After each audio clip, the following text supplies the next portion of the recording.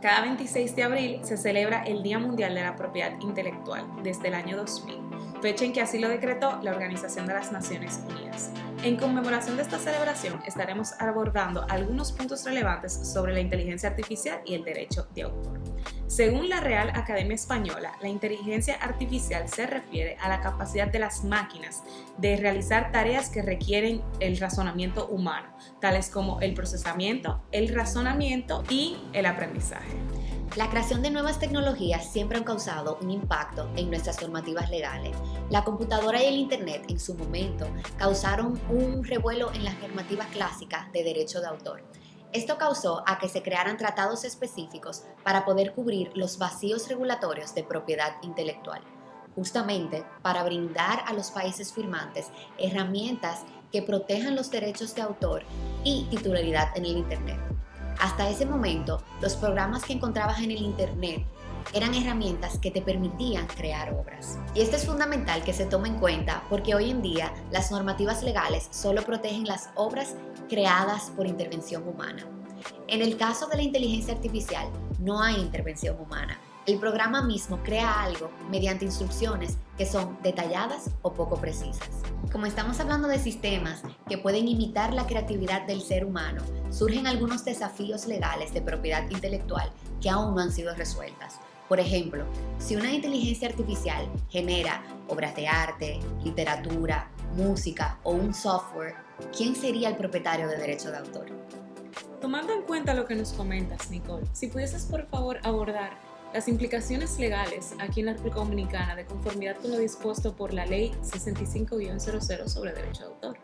La Ley Dominicana de Derecho de Autor es muy clara en establecer que únicamente las personas físicas pueden ser autoras de sus creaciones, mientras el Estado, las entidades de derecho jurídica, pueden ejercer los derechos de derecho de autor y los derechos afines como titulares derivados.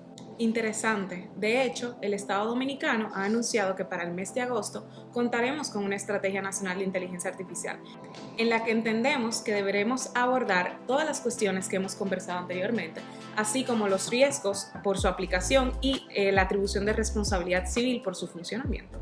En otras jurisdicciones, como en Estados Unidos, la normativa es similar. Incluso ya se han visto casos donde se solicitan registros de obras creadas por inteligencia artificial.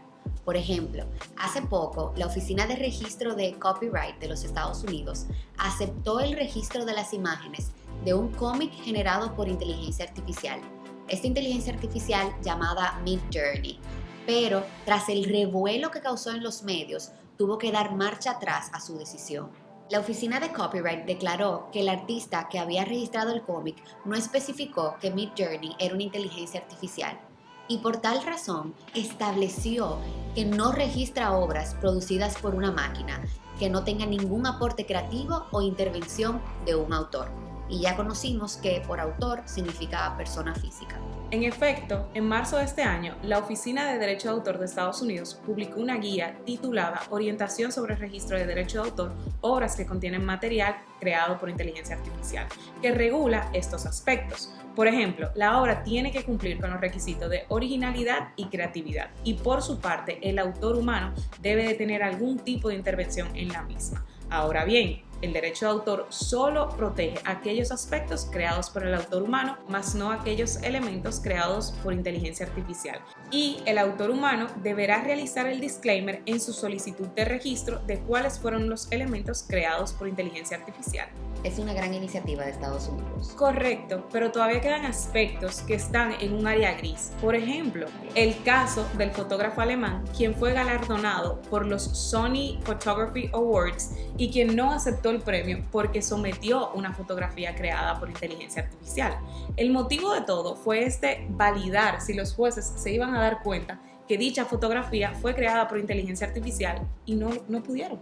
Entonces podemos concluir que la inteligencia artificial está afectando muchas áreas y que en vista de su crecimiento definitivamente vamos a tener que adoptar nuevas normas.